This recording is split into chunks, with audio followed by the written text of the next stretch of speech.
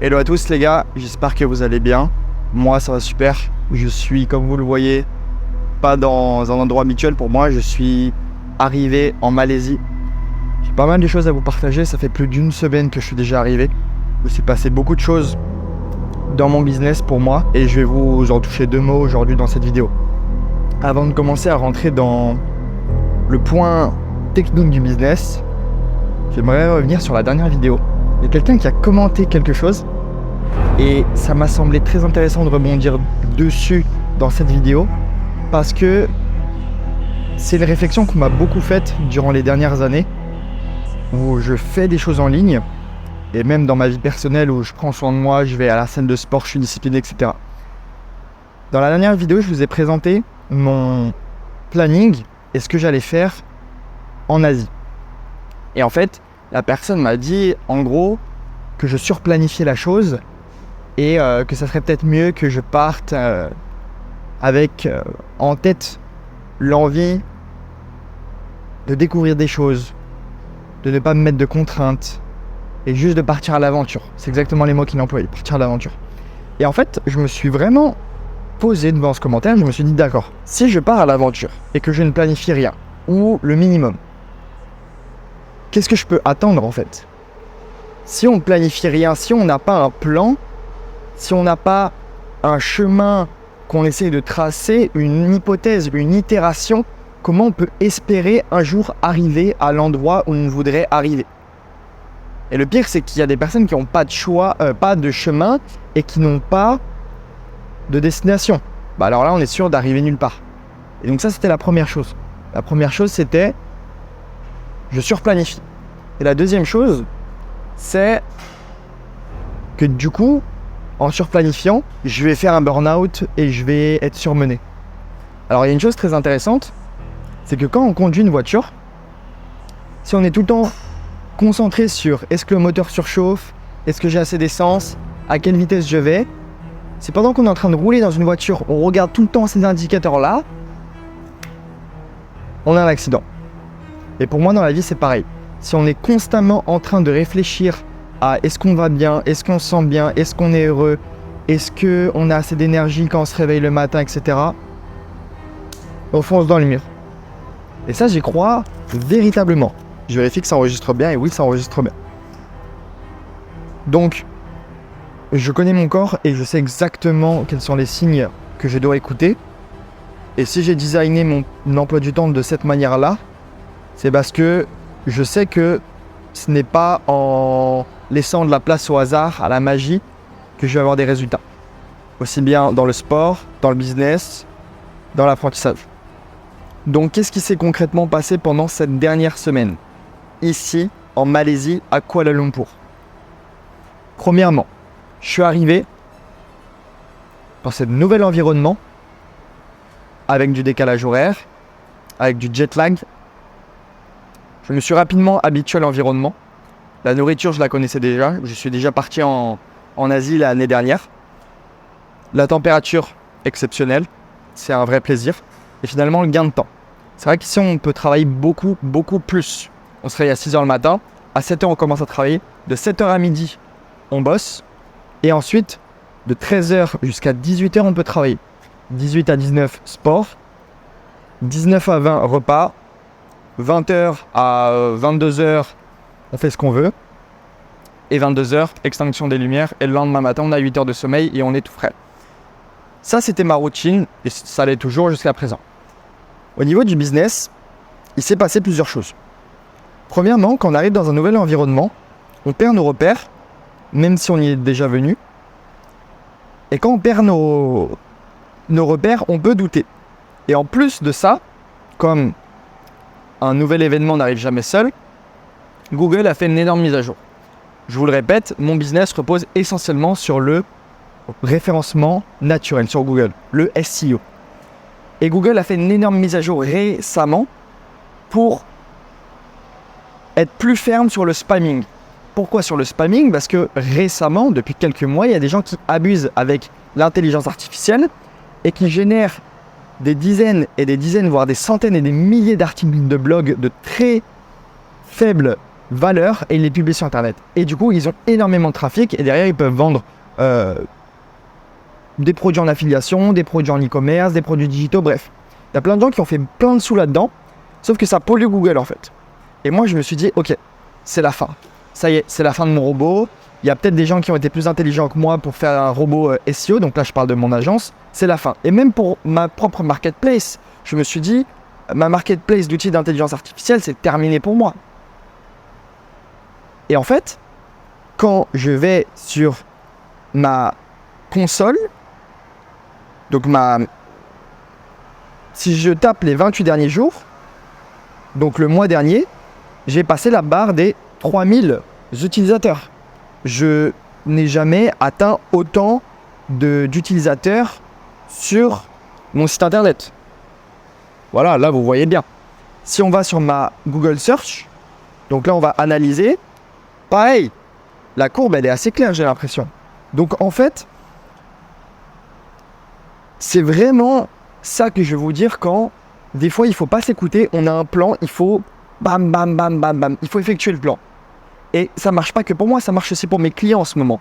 Donc là, il y a eu un grand balayage qui s'est fait au niveau de mes concurrents, enfin des autres confrères, de mes confrères on va dire plutôt, de mes confrères sur d'autres continents et dans d'autres marchés qui ont été punis du coup par l'algorithme Google.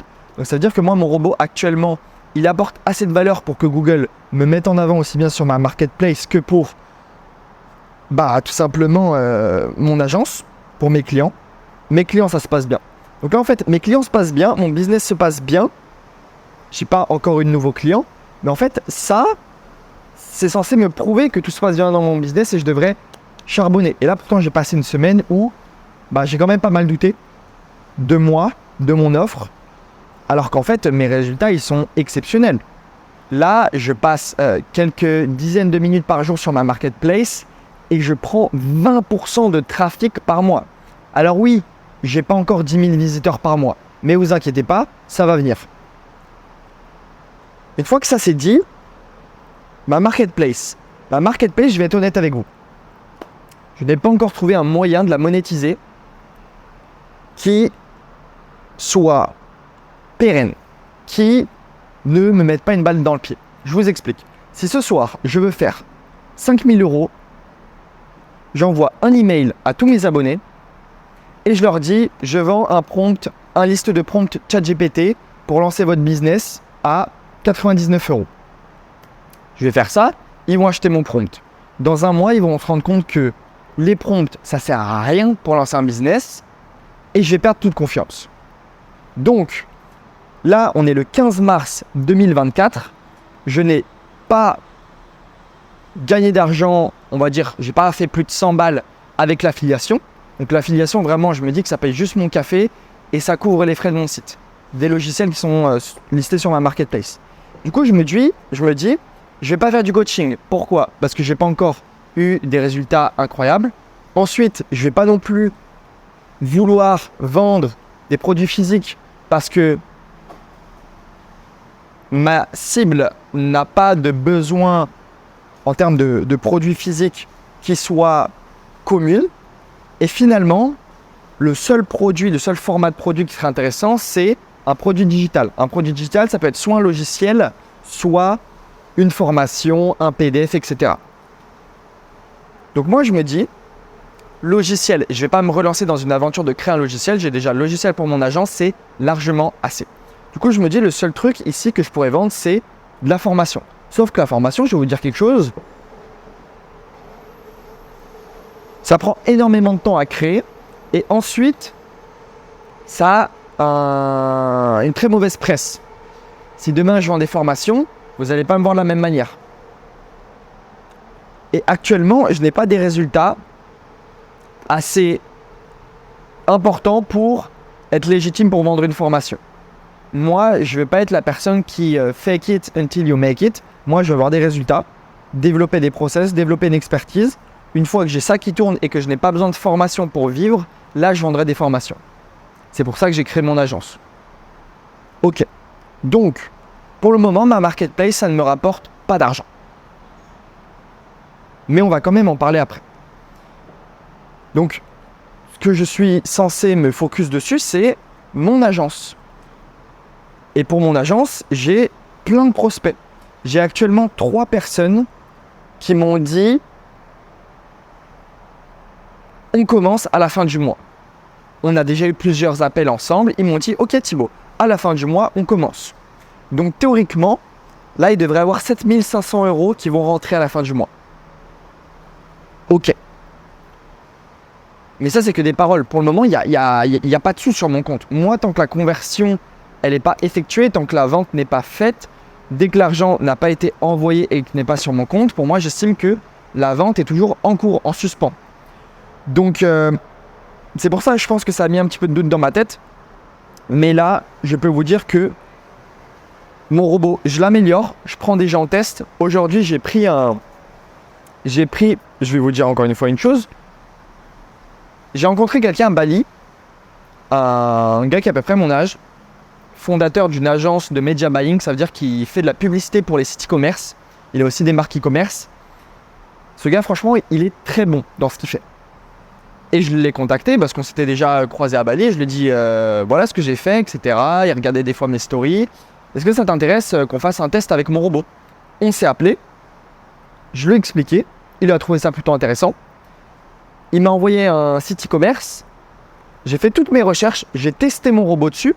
Donc mon robot pour avoir plus de trafic, celui que j'ai utilisé sur ma marketplace, mon logiciel SEO. Les 2 premiers articles, ils étaient pas mal. Et je devais en faire 5. Donc les 2 premiers étaient bien. Et les 3 derniers étaient catastrophiques. Ils étaient nuls. J'ai trouvé la raison pourquoi ils étaient nuls, parce qu'en fait c'est dans le e-commerce. Et quand on est sur du e-commerce, quand on vend des produits en ligne, on n'a pas les mêmes pages sur Google. Et mon robot, il n'est pas habitué à ces pages-là. Je ne vais pas rentrer trop dans les détails. Mais ce gars-là, je pense que si j'aurais pas été honnête et que j'aurais écrit moi-même les articles de blog avec un peu d'IA, mais voilà, pas automatiquement avec mon robot, et qu'après je branche mon robot et il fait vraiment des articles nuls, bah, je pense que j'aurais pu le closer. Là aujourd'hui, je pense que j'aurais pu faire rentrer 2 500 €. Mais cette personne-là, elle connaît tellement de monde qu'en fait, si je délivre un mauvais service, et je pense que ça, c'est le problème de 90% des agences, hein, c'est pas trouver des clients, trouver des clients. Une fois qu'on s'est envoyé des emails, passer des appels, les clients, on les trouve. Le problème, je pense, des gens que j'ai rencontrés, et ça, c'est une certitude, la majorité des gens qui ont des agences, le plus gros problème est dans la délivrabilité. C'est pour ça que j'ai décidé d'aller dans un logiciel. Parce qu'un logiciel, c'est lui qui délivre le travail. Donc, j'ai plus de marge, plus de temps pour moi, et plus de temps, du coup, pour la prospection, pour le marketing. Sinon, on est freelance. Donc, au lieu de me mettre ce gars à dos, et surtout que toutes les personnes qui connaissent, ils ne me les recommandent pas, parce qu'au final, ce gars, là, j'aurais pu prendre 2 500 €, mais si j'aurais pris 2 500 € aujourd'hui, c'était comme si je disais non à 25 000 € peut-être. Parce que ce gars-là, il connaît beaucoup plus que 10 marques e-commerce, hein, c'est sûr. Si son agence fait des millions à l'année, on fait vite le calcul. Donc, je me suis dit ça. Je me suis dit, tu sais quoi, Thibaut? Sois comme tu l'as toujours été, honnête. Partage la réalité. Je lui ai envoyé le rapport du SEO, les mots-clés, mes 2 premiers articles de blog, une vidéo explicative de ces 3 contenus et une vidéo explicative pourquoi je ne souhaite pas travailler avec lui maintenant, que je ne suis pas prêt et que j'allais le recontacter dans sûrement, je crois que je le dis, 4 à 8 semaines pour que je travaille sur mon offre, sur mon robot, enfin sur mon logiciel. Donc voilà. Donc, pour le moment, je suis parti en Asie. J'ai pas encore fait de sous. Je suis transparent avec vous. Je commence à avoir un peu chaud, mais pas parce que ici il fait 28 degrés le soir, mais parce que les comptes en banque, ils commencent un peu à descendre. Non, plus sérieusement, j'ai 8 000 € sur mes comptes en banque. Il faut pas que je fasse faillite, les gars. En fait, là, c'est pas là, je suis en vacances. Alors oui, hein, c'est magnifique. Je vais vous mettre quelques plans maintenant. Bam, la piscine, la vue, ma chambre d'hôtel, C'est magnifique. Mais dites-vous pas, je claque 2000 € dans un loyer. Là, mon loyer, il me coûte 400 € par mois. C'est bon pour vous? 400 € par mois. Tout est inclus. Piscine, salle de sport et tout. Vous voyez, je m'entretiens. Donc là, je suis le plan. J'espère qu'à la fin du mois, je vais pouvoir closer ces 3 personnes très intéressées. Et là, j'ai encore 2 semaines pour faire ma landing page, parce que la landing page que j'ai actuellement, elle est incompréhensible. Je vais vous la montrer. Landing page de mon agence, elle est nulle. Pourquoi elle est nulle? Parce que moi, j'ai une manière de travailler qui est la suivante. J'ai une idée, je la mets en place, je crée quelque chose de concret. Une landing page, elle est faite, elle sort de ma tête, elle est sur mon ordinateur. Et une fois qu'elle est faite, il faut l'améliorer. Et là, j'ai compris, en la montrant à des potes, que c'était pas très clair. Je vais faire quelque chose de plus clair, avec une offre plus simple, et ça sera mieux. Donc là, j'ai 3 grandes tâches, je vais vous la montrer tout de suite. Donc, nous augmentons les bénéfices de 20% des prestataires de services avec notre système d'acquisition IA. Là, on ne parle pas de SEO, il faut que je parle de SEO. Preuve sociale, ok, ça c'est les entreprises avec qui j'ai déjà travaillé. Mon système, mes résultats, les vidéos, mon équipe. Bon, je suis tout seul pour le moment. Collaboration, bam. Donc ça, c'est pas mal. En bas, il y a une FAQ. Ça, c'est pas mal. Pour trouver des clients avec ça, donc le but, c'est qu'une fois que ma landing page elle est faite, il faut que j'envoie des gens dessus. Pour envoyer des gens dessus, c'est simple. Il faut faire du contenu ou envoyer des emails. C'est mes 2 méthodes principales. Faire du contenu, je m'étais lancé sur LinkedIn. LinkedIn, c'était bien parce que ça me permettait d'avoir des abonnés à ma newsletter, donc sur ma marketplace, mais aussi des clients potentiels pour mon agence. Et je trouve ça vraiment intéressant LinkedIn. Je pense que je peux trouver pas mal de clients. Mais je sais que YouTube, c'est aussi extrêmement puissant. Donc, ma stratégie, c'est quoi? C'est quand je vais créer du contenu sur LinkedIn, j'ai trouvé un type de contenu qui marche pas mal. C'est vous faites une belle miniature et vous marquez dessus que vous avez réussi à obtenir des résultats. Et vous dites, commentez ce mot pour que je vous envoie en privé le lien de la vidéo. Et en fait, vous faites juste une vidéo YouTube comme ça, facecam, où vous dites, il faut faire ça. La vidéo, vous n'avez pas besoin de faire un grand montage. Comme ça, pour eux, c'est un lead magnet, ça alimente votre chaîne YouTube. C'est quelque chose que j'ai trouvé qui fonctionne plutôt bien. Ok, je crois qu'on a fait le tour principal. Donc là, il ne faut absolument pas que j'écoute ce que je ressens, parce que c'est exactement dans ce moment-là où je peux perdre pied, où l'humain peut se faire renverser. Parce qu'en fait, le cerveau, j'ai quand même remarqué, souvent le cerveau, mon cerveau à moi, n'est pas mon ami. Souvent, il veut me jouer des tours. Et je me rends compte que quand mon corps m'envoie des signaux, il faut les écouter, mais quand mon cerveau, des fois, m'envoie des signaux, il ne faut pas les écouter. Moi, j'ai vraiment l'impression que dans les moments où mentalement c'était le plus compliqué pour moi, c'est là où j'ai le plus grandi et j'ai le plus appris. Les 3 derniers mois que j'ai passés en France, j'ai été extrêmement productif parce qu'il y a eu un événement un petit peu spécial qui s'est passé à Bali pour moi. J'ai rencontré quelqu'un, je ne vais pas rentrer dans les détails. Ok. Et quand on est vraiment fond du trou mentalement, on a une énergie infinie. Et c'est là, je pense qu'on peut vraiment transformer cette énergie en quelque chose de constructif ou pas.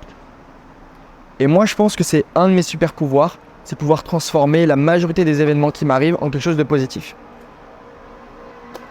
Donc, maintenant qu'on a parlé de tout ce qui s'était passé, on va parler des deux prochaines semaines. Donc là, les 3 grands focus en fait que j'ai, c'est continuer à alimenter mon contenu LinkedIn, mon profil LinkedIn, pour trouver des gens, faire grossir mon audience, aussi envoyer un petit peu de gens sur ma marketplace, mais ça, c'est pas le but. Deuxièmement, c'est faire une landing page qui soit claire, efficace. Et troisièmement, c'est attaquer la prospection. Envoyer des emails et des messages sur LinkedIn pour commencer à parler à des gens qui peuvent être intéressés ou non par mon offre. Pourquoi la landing page c'est important? Parce qu'il y a déjà des gens qui s'intéressent à moi et il y a déjà des clients avec qui je bosse et je me dois d'avoir au moins un support à leur présenter. Surtout que mon offre, elle est un petit peu technique, Donc si j'arrive à avoir une landing page claire, efficace, je pense que ça peut vraiment m'être utile. Tout le reste, on s'en fout. Contenu Instagram, TikTok, machin, on n'en a rien à faire. À la semaine prochaine, c'était Thibaut Branant. Et le mot de la fin, c'est regardez pas trop les aiguilles de votre tableau de bord. Concentrez-vous sur ce qui est en face de vous. Allez, ciao!